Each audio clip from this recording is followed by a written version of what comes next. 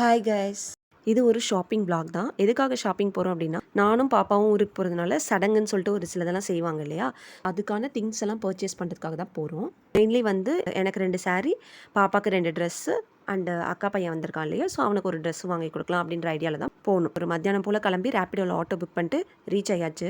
நாங்கள் ஒரு 2 ஹவர்ஸ்க்குள்ளே ரிட்டர்ன் என்னணும் அப்படின்னு சொல்லிட்டு பிளானில் தான் போனோம். பட் ஆனால் தெரியும் இல்லையா, ஷாப்பிங்குன்னு போனால் நம்ம நினச்ச மாதிரி டைம் ஆகுது, அதை விட அதிகமாக தான் ஆகும்னு. அந்த மாதிரி தான் நிறைய டைம் ஆச்சு. நான் நினச்சேன் ஏற்கனவே அதிகமாக சாரீஸ் இருக்குது, அதெல்லாமே கட்டாமல் தூங்கிட்டு இருக்குது பீரோவில், அப்புறம் எதுக்கு மறுபடியும் சாரீ அப்படின்னு சொல்லிட்டு பேருக்கு ஒரே ஒரு சாரீ மட்டும் வாங்கிக்கிறேன், சுடிதார் பார்க்கலாம் அப்படின்னு சொல்லிட்டு போயாச்சு. அங்கே வந்து சுடிதார் மெட்டீரியல் சூப்பராக இருந்ததுனால நான் வந்து ஒரு சுடிதார் மெட்டீரியல் வாங்கிக்கிட்டேன்.